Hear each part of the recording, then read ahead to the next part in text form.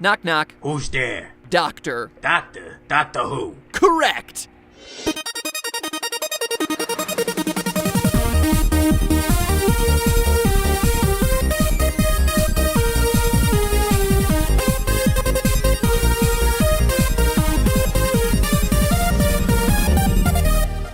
Hello, Internet! Welcome to Film Theory, where we just took a vote and decided that film and TV theory was just way too long of a name, so just go with it. So I finally did it! I bought into the hype and watched an episode of Doctor Who, then 2, then 3, then 3 seasons, and I get it. I see the reasons for all the Time Lord love. I mean, what's not to like about a time-traveling, dual-hearted alien with a super tool and an adorable accent? Am I allowed to say that as a guy? Is that okay? Or a show with the bollocks, that's right, look at me using the Englishisms, to do episodes with plot lines about things like dinosaurs on freaking spaceships. Yeah, and you thought the new Jurassic Park looked cool. So for those of you who haven't drank the Kool-Aid yet, the show depicts the adventures of a mysterious and eccentric Time Lord known as the Doctor, who travels through time and space in his time machine, the TARDIS. You know, that 1950s blue British police box that shows up as a design on everything from bathrobes to Jell-O molds? Yeah, that thing travels through time and space. How? It's bigger on the inside. Other things to know? The Doctor regenerates with a new face every now and then when his two-hearted body is about to die. They're currently on the 12th Doctor, or 13th, depends on how you look at it. It's a long story. The Doctor often travels with his companions, facing alien foes in bizarre scenarios, including the aforementioned dinosaurs on spaceships, and generally just helping people out and righting wrongdoings. And there you go. I just caught you up on 813 episodes spanning 52 years in the space of one opening paragraph. But one question all the Whovians on Tumblr want to know is whether a real-life Time Lord can exist.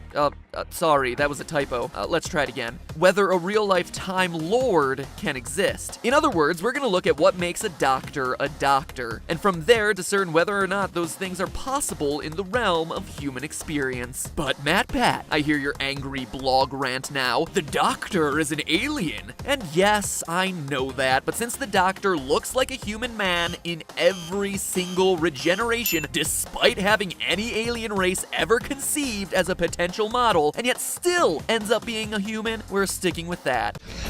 I've still got legs.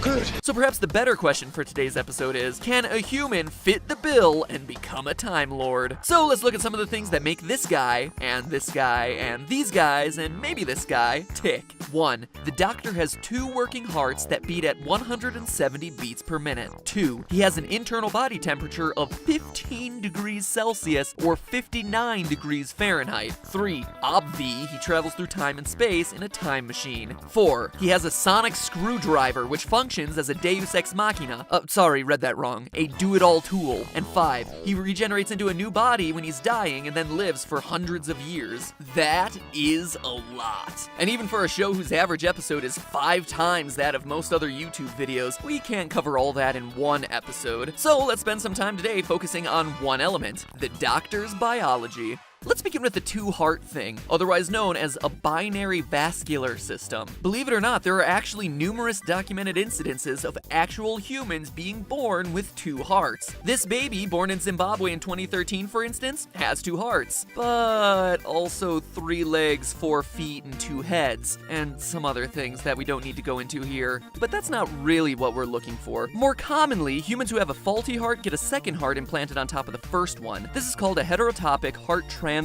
and is done so that the weak heart can rest and heal. Take for instance Hannah Clark, now 16, who had a second heart grafted onto her own heart to save her life when she was only 2 years old. Her original heart had time to reset, rebuild, and is now working just fine on its own. Or how about the case of the 71-year-old man in Italy who lived through dueling heart attacks in his 2 hearts. Cue that dueling banjos music. Yep, that's about as much as we can play without breaching copyright. The trouble in this case was that the man developed 2 independent heart rhythms when the old heart repaired itself. To cure this apparent dysrhythmia, doctors gave him medication, which caused both hearts to shut down. Now that, my friends, is quality doctoring right there. Seal of approval. Don't worry, they figured it all out and revived him with a defibrillator to both hearts. He's alive and well and drinking plenty of Italian red wine, which is actually supposed to be really good for your heart. hearts. Okay, great. So humans can live with 2 hearts if they're specially implanted by non-WHO doctors, but we're talking about being born naturally with 2 hearts. Is that possible? Well, get this. It's not only possible, we've all lived with 2 hearts at some point in our lives. Mind blown.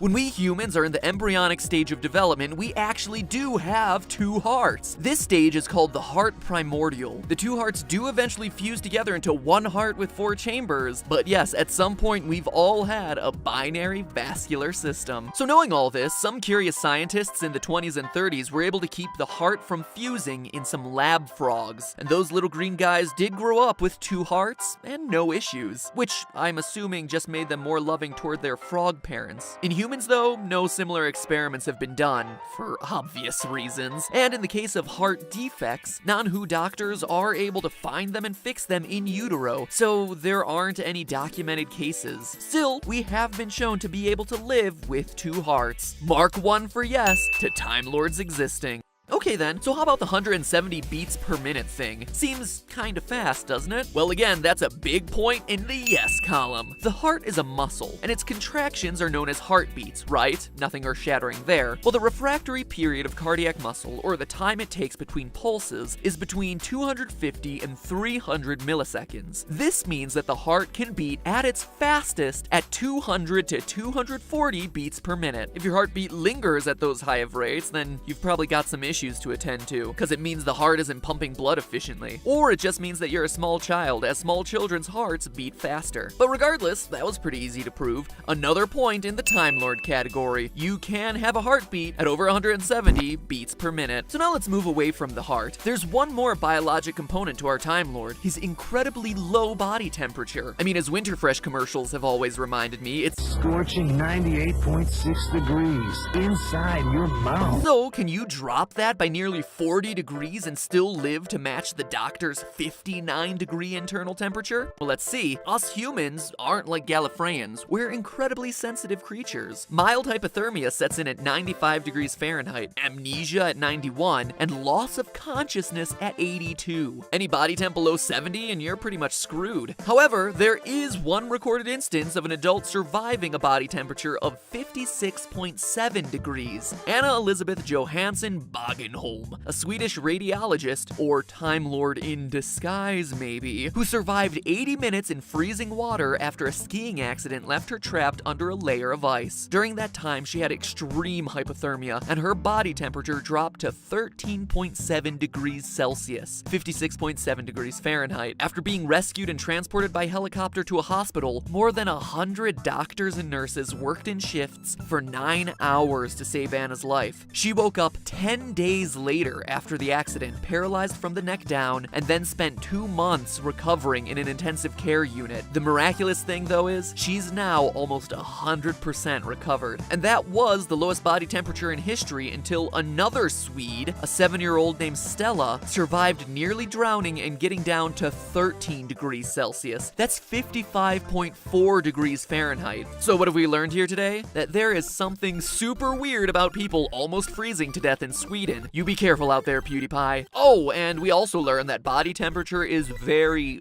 very important, and we can't really function with just a few degrees of drop. But for the sake of the Doctor Who argument, we have 2 survivors with Time Lordian temperatures. So put a point in the Time Lord column, but just barely. Maybe like 0.6 of a point or something. And there you have it. We've just covered the easy stuff. We haven't even tackled the complexities of time and space. I was born in the 49th century. What?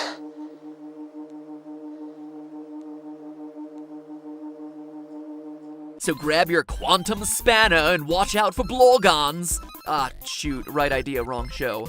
Your sonic screwdriver and watch out for Daleks, cause next time we're covering the subject of time, and specifically time travel. But in the meantime, that's just a theory. A TV theory, yeah, it still doesn't work. A film theory. And cut.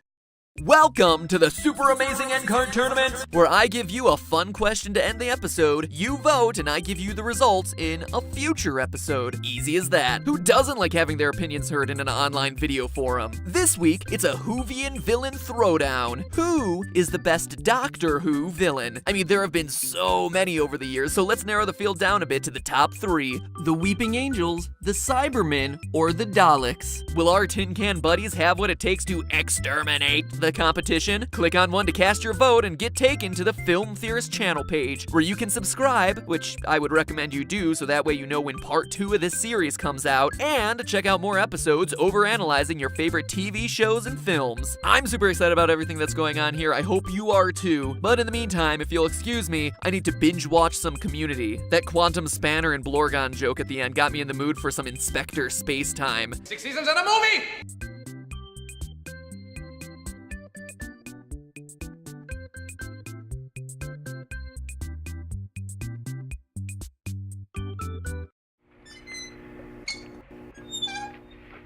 Knock knock. Who's there? Doctor. Doctor? Doctor who? Correct!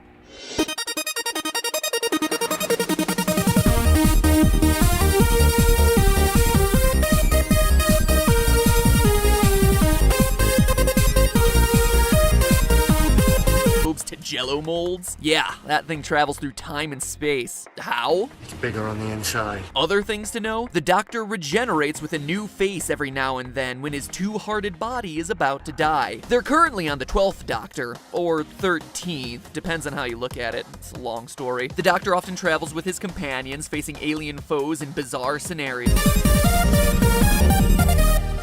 Hello, Internet! Welcome to Film Theory, where we just took a vote and decided that film and TV theory was just way too long of a name, so just go with it. So I finally did it! I bought into the hype and watched an episode of Doctor Who, then 2, then 3, then 3 sea-freaking spaceships. Yeah, and you thought the new Jurassic Park looked cool. So for those of you who haven't drank the Who-Laid yet, the show depicts the adventures of a mysterious and eccentric Time Lord known as the Doctor, who travels through time and space in his time machine, the TARDIS. You know, that 1950s blue British police box that shows up as a design on everything from bathrobes. And I get it. I see the reasons for all the Time Lord love. I mean, what's not to like about a time-traveling, dual-hearted alien with a super tool and an adorable accent? Am I allowed to say that as a guy? Is that okay? Or a show with the Bollocks, that's right, look at me using the Englishisms, to do episodes with plot lines about things like dinosaurs on